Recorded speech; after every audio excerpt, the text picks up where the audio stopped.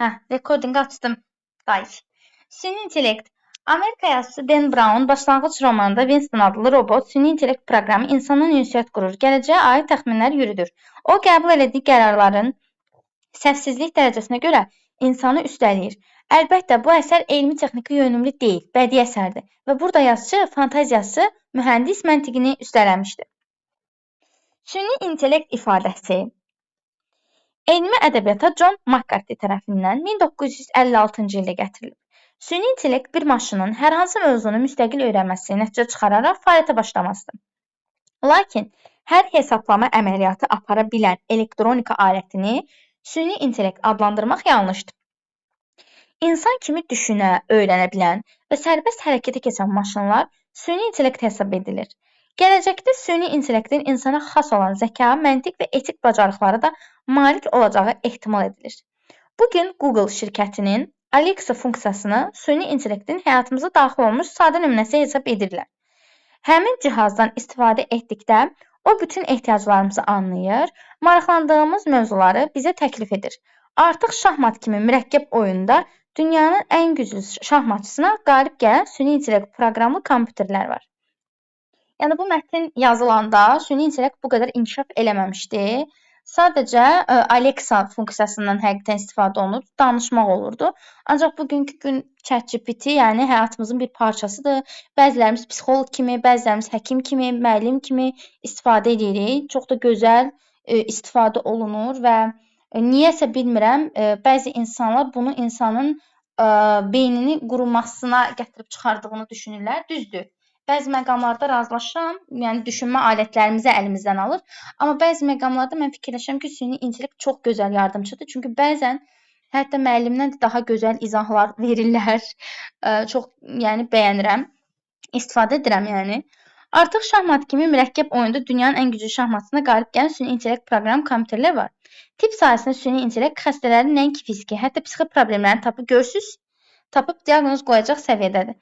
Səhvləri minimuma endirmək süni intellektin üstünlüklərindəndir. Belə ki, sistem bir dəfə etdiyi səhvi ikinci dəfə təkrarlamır. İnsanlara nisbətən çox şaxəli və geniş məlumatlarla fasiləsiz işləyə bilən robotlar kəşfləri asanlaşdırmaq xüsusiyyətinə malikdir. Süni intellektin insan əməyi və vaxtına qənaət etmək, dəqiq hava temperaturunu, fövqəladə halları öncədən hesablayaraq lazımi tədbirlər təklif etmək kimi xüsusiyyətləri var. Lakin bəzi alimlər həyatımızı yüngülləşdirən bu alətləri gələcək üçün təhlükə mənbəyi kimi görürlər. Bu fikri söyləyənlərin əsası nədir? 21-ci əsrin nüfuzlu fizik nəzəriyyəçilərindən biri Stephen Hawking, bu məşhur 2014-cü ildə süni intellektin inkişafının insanın sonu ola biləcəyini demişdi. Alim vurğulamışdı ki, inkişaf edən elektronika indiyə qədər insan həyatını asanlaşdırmırdı. Lakin insan zəkasına yaxın və insan zəkasından üstün texnologiya yaratmaq cəmiyyət üçün təhlükəli ola bilər. Çünki belə alətlər öz çatışmazlığını asanlıqla müəyyən edə, sürətlə yenilənə bilər. İnsan isə bu qədər sürətli təkamül keçmək qabiliyyətinə malik deyil. İnsan texnologiyaya məğlub ola bilər. Tarix boyu texnologiyanın inkişafı insan həyatını yüngülləşdirib. Bundan sonraki texnoloji yeniliklərin də insan üçün faydalı olacağına, həyatımızı daha da asanlaşdıracağına ümid etməliyik. Dili asandır, rahat, bir publisistik üslubda olan mətndir. Çox rahatdır dili. Kaş bütün mətnlərin dili belə rahat ola. Gəlirik, baxırıq. Deməli, mətndə tünd qara hərflərlə yazılmış ifadə mənasına uyğun gələ bilən hansı nümunələrlə əvəz edilsə, cümlənin məzmununa xələl gəlməz deyir. Baxaq görək söz nədir? Öncədən hesablayaraq. Deməli uşaqlar, öncədən hesablamaq planlaşdırmaq deyil. Proqnozlaşdırmaqdır. Bir də təxmin etməkdir. 2-4 cavab olur B. Xələl gəlməz deyil, yəni zərər gəlməz. İndi planlaşdırmaq və proqnozlaşdırmaq arasındakı fərq nədir? Bunu bilməniz lazım. Çünki bəzən uşaqlar, 1-4 fikirləşir, ya nəsə də belə. Planlaşdırmaq məqsədli şəkildə sən nəyin nə olduğunu bilirsən, sistemli ardıcıllıq, algoritmadır belə deyək. Proqnozlaşdırmaq isə sən hər hansısa bir hadisəni görürsən və öncədən təxmin edirsən ki, bu ola bilər. Yəni ehtimal verirsən. Söz misalı, süni intellekt həyatımızda hal-hazırda istifadə olunur. Ehtimal edilir ki, yəni süni intellektin bu qədər geniş bir nüfuz etməsi ehtimal yaradır ki, gələcəkdə bəzi peşələri süni intellekt əvəz edəcək. Bu ehtimaldır, bu proqnozdur. Yəni ola da bilər, olmaya da bilər. Bu bizim proqnozumuzdur, məsələn, söz misalı. Biz belə təxmin edirik, belə düşünürük. Yəni öncədən görürük. 2-4 cavab olur B. Çox rahat bir sualdır. 402 deyir ki, hansı cümlə mətnin giriş hissəsi ilə əsas hissəsində əlaqə yarada bilməz? Bunun üçün girişlə əsasın sərhədlərini müəyyənləşdirməliyik. Giriş birinci abzasdır. Əsas artıq buradan başlayır. Mühəndis məntiqini fantaziya üstəliyib deyir. Burada da deyir süni intellekt ifadəsi ilk dəfə McCarthy tərəfindən gətirilib. Yəni bu iki cümlənin, yəni bu ikisinin arasında nə gedə bilməz? Texnologiyanın sürətli inkişafı bəhrəsi olaraq süni intellekt elmi əsərlərin də əsas mövzusuna çevrilmişdir. Yəni əvvəl bədii ədəbiyyatda, fantastik əsərlərdə özünü göstərirdisə, artıq süni intellekt elmi əsərlərdə də yer tapıb, bu yazıla bilər. Amma B-yə baxın, deyir əsasını elmi ədəbiyyatdan götürən. Bu birincisi səhvdir. Əsasını bədii ədəbiyyatın fantaziyasından götürüb. İkincisi də deyir ki, bədii ədəbiyyatın mövzusuna çevrilə bilməyib. Bəs orada deyirik fantaziyadan danışır, yəni çevrilib axı. B-ni sən oraya yaza bilməzsən. İllər ki, süni intellekt məsələsi gündəmdə olan mövzulardan biridir, yazmaq olar. Lakin süni intellekt yalnız yazıçıların müraciət etdiyi mövzu deyil, hətta elmi ədəbiyyata da gəlmişdir. Bunu da yazmaq olar. Təxəyyüllə məhdudlaşmır, daim maraq dairəsindədir. Zaten baxsaz görəsiz ki, C, Y biraz eynidir. Biraz yəni ki, eyni məzmunlu cümlədir. Ona görə onları başdan silə bilərsiniz. Gəldik, çıxdıq 403-ə. Deyir ki, texnologiya insan həyatını asanlaşdırır. Bu dəqiqdir, çünki mətndə yazıb ki, bizim deyir tarix boyu bütün süni intellektlər bizim həyatımız, bütün süni intellektlər nədir? Sadon keş türücü başım xarab oldu. Bütün texnologiyalar insan həyatını rahatlaşdırıb tarix boyu. Deməli, A dəqiqdir, A-nı yazıram 1-ə. Dedik, süni intellektin inkişafı təhlükəli ola bilər. Bu ehtimalda alimin fərziyyəsinə görə təhlükəli ola bilər. C-də deyir ki, insan sürətli təkamül keçə bilmir. Bu da dəqiqdir. Yəni, süni intellekt qədər sürətli təkamül keçmir. Mətndə də var, siz göstərə bilərəm. Deyir ki, deməli,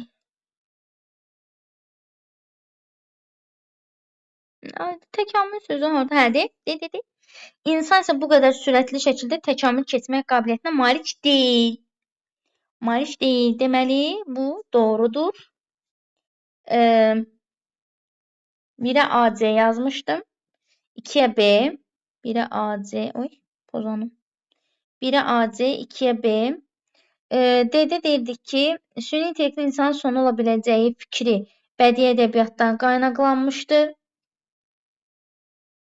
İnsanın sonu ola biləcəyi fikri bədii ədəbiyyatdan qaynaqlanmayıb. Alimin fikrincə də Hawking, nəsə də o, onun fikrincə elədi. Ona görə D yanlışdır.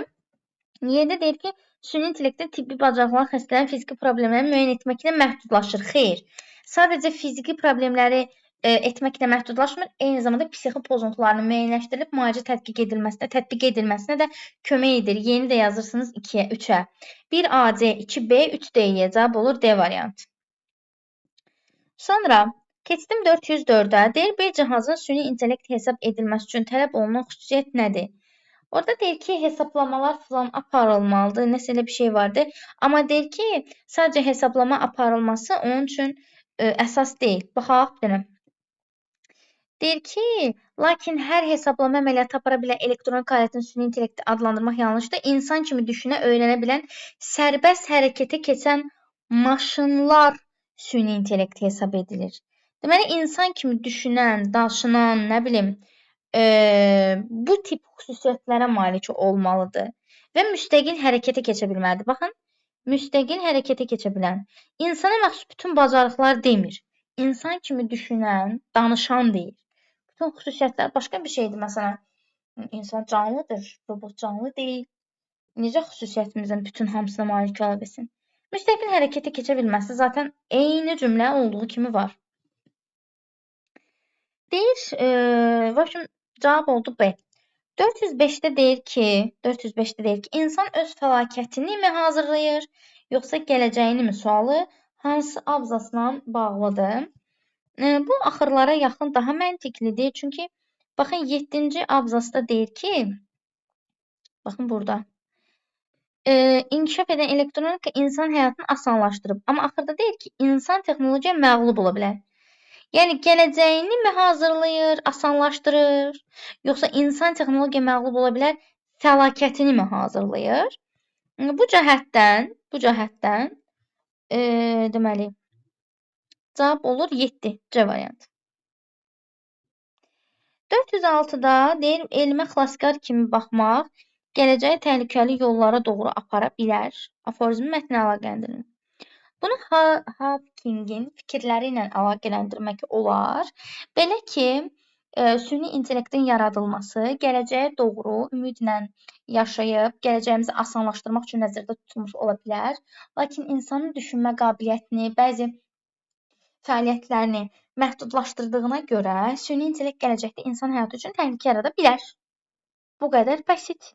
Yəni Hawkingin o fikirləri ilə əlaqələndirməli idiniz.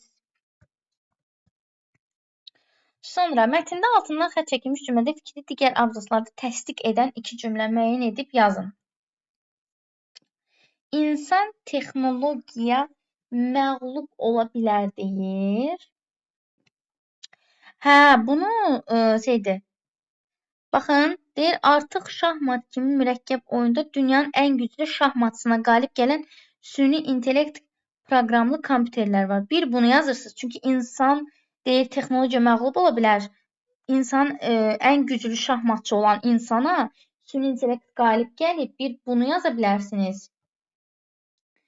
Bir də insan səhv eləyə bilir, amma baxın, deyir, belə ki, sistem bir dəfə etdiyi səhvi ikinci dəfə təkrarlamır. İnsanlara nisbətən çox şaxəli və geniş məlumatlarla fasiləsiz işləyə bilən robotlar.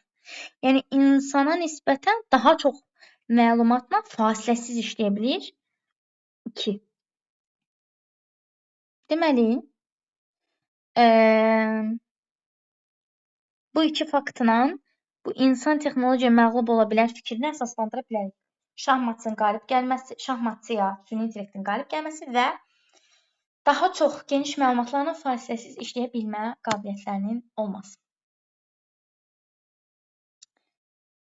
Deyir ki, süni intellektin insan həyatı üçün yaratdığı təhlükələr neçənci abzasda öz əksini tapıb? Yaratdığı təhlükələr. Təhlükədən 7-də danışır da, insan zəkasının üstün texnologiya yaratmaq cəmiyyət üçün təhlükəli ola bilər. Sonra, təhlükədən burada danışır. İnsan sonu ola bilər. 7-ci abzas. Tutardı. 5 bal cibindədir. 409. Mətndə çərçivəyə alınmış söz əsasında sxemi tamamlayın. Çərçivə. Hallar, fövqəladə hallar. Fövqəladə hallar mətni həqiqi mənadadır da. Ona görə informativə yazacaqsınız. Yazıda gəlsə 20 sınağın birində də hal sözü var idi. Və mən dedim ki, ismin altı hal var, yazın, geçsin, geçişdirin də. Yəni, hal mətndə informativ funksiyadadır. Terminoloji funksiyada yazsanız, yazacaqsınız, ismin altı halı var. Ya da təsirli hal cümlədə xəbər ola bilmir. İsmin altlıq yəli yönlük hallarına qoşularaq müəyyən məna çağrılardan köməkçi hissəsini qoşma deyilir. Məsələn, belə cümlələr yaza bilərsiniz. Sonra 410 məzmununu nəzərə alaraq deyir. Yəni, yenə də üslub yoxdur. Nəcəb üslub sualları son mətnlərdə yazılmayıb, bilmirəm. Üslub cəhətdən deyil, robotları müqayisə edirik, xahiş edirəm. Ortaya hər ikisi də robotdur yazmayın. Çünki zaten robot olduğunu yazıb. Sofiya robotu 2015-ci ildə Hanson Robotics şirkəti tərəfindən hazırlanıb, insanla fikir mübadiləsi apara bilir. Robot insana məxsus 60-dan çox emosiyanı əks etdirə bilir. Gələcəklə bağlı ehtimallar yürüdərək vəziyyətə uyğun hərəkət edir. Winston adlı robot, süni intellekt proqramı insan ünsiyyət qurur, gələcəyə təxminlər yürüdür. Deməli, hər ikisi ünsiyyət qurur, gələcəyi təxmin edir. Çünki Sofiyaya da yazıb onu. Və hər ikisi süni intellekt. Ortağa yazdıq. ünsiyyət qurur, gələcəyə aid təxminlər irəli sürür, gələcəyə aid təxminlər irəli sürür. Bax, burada da yazıb görürsünüz, gələcəklə bağlı ehtimallar irəli sürür. Cəhət süni intellekt. Safiya 2015-ci ildə yaradılıb, real bir robotdur. Amma Winston bədii əsər qəhrəmanıdır uşaqlar və yazıçının fantaziyasının məhsuludur. Çünki orada yazıb bax, bədii əsərdə fantastik bir əsərin içərisindədir və yazıcı fantaziyasının bir nümayəndəsidir, belə deyək. Əsər qəhrəmanıdır Winston və bədii əsər qəhrəmanıdır, yazıcı fantaziyası məhsuludur. Safiya real texnologiya vasitəsilə 2015-ci ildə yaradılıb. Vəziyyətə uyğun hərəkət edir. Ortaq cəhət hər ikisi ünsiyyət qurur, gələcəyi təxmin edir və süni intellektdirlər. Bu da belə. Mətnimiz də belə bitdi.